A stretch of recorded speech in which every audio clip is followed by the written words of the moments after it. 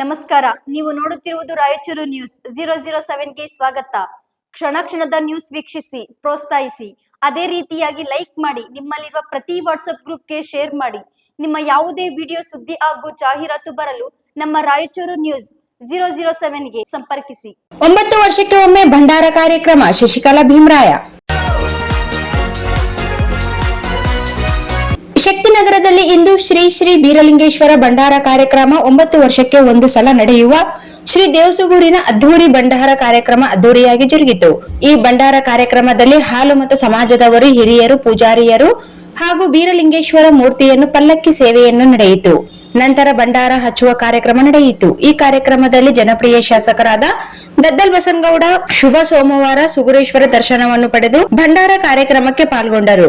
ಹೋಳಿ ಹೇಗೆ ಹಾಡುತ್ತೇವೆ ಹಾಗೆ ಭಂಡಾರವನ್ನು ಬೀರಲಿಂಗೇಶ್ವರ ದೇವಸ್ಥಾನಕ್ಕೆ ಇವತ್ತು ಲಾರಿಗಟ್ಟಲೆ ಭಂಡಾರವನ್ನು ಹಚ್ಚಿ ಸಂತಸಪಟ್ಟರು. ಇಂತಹ ಸುಂದರ ಕಾರ್ಯಕ್ರಮದಲ್ಲಿ ಎಲ್ಲಾ ಜಾತಿ ಜನಾಂಗದವರು ಹಾಗೂ ಹಾಲುಮತ ಜನಾಂಗದವರು, ಎಲ್ಲಾ ಗ್ರಾಮಾಂತರದಿಂದ ಹಾಗೂ ತೆಲಂಗಾಣ, ಕರ್ನಾಟಕ, ಆಂಧ್ರದಿಂದ ಬಂದಂತಹ ಹಾಲುಮತ ಸಮಾಜದವರಿಗೆ ಭಂಡಾರವನ್ನು ಹಾಕಿ ಹಾಡಿದರು.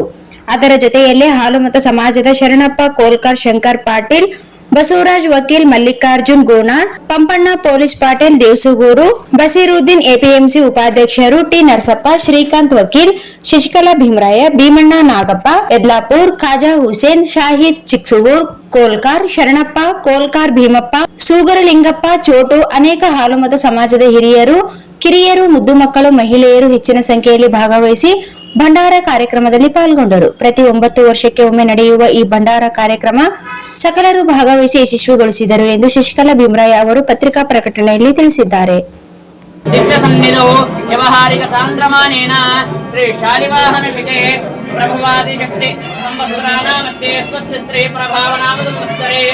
उत्तरायणे वसन्तऋतुः वैशाखमासे शुक्लपक्षे तृतीयम्याम् एकादशे तिथिः. Sagar DTP centre. ಹಲೋ ಸಂಪಾದಕರೇ, ನೀವು ಪತ್ರಿಕೆ ಡಿಟಿಪಿ ಆಪರೇಟರ್ ಹುಡುಕುತ್ತಿದ್ದೀರಾ? ಹಾಗಾದರೆ ಅವರ ಅವಶ್ಯಕತೆ ಈಗ ಬೇಕಾಗಿಲ್ಲ. ನಮ್ಮನ್ನು ಸಂಪರ್ಕಿಸಿರಿ.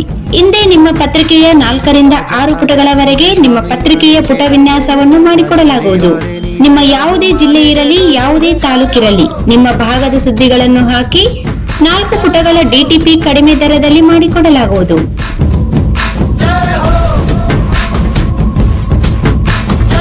ಹಿಂದೆ ಸಂಪರ್ಕಿಸಿ. ಮೊಬೈಲ್ ಸಂಖ್ಯೆ 8431593151 ಮತ್ತು 9611114528 ಸಂಪರ್ಕಿಸಿ.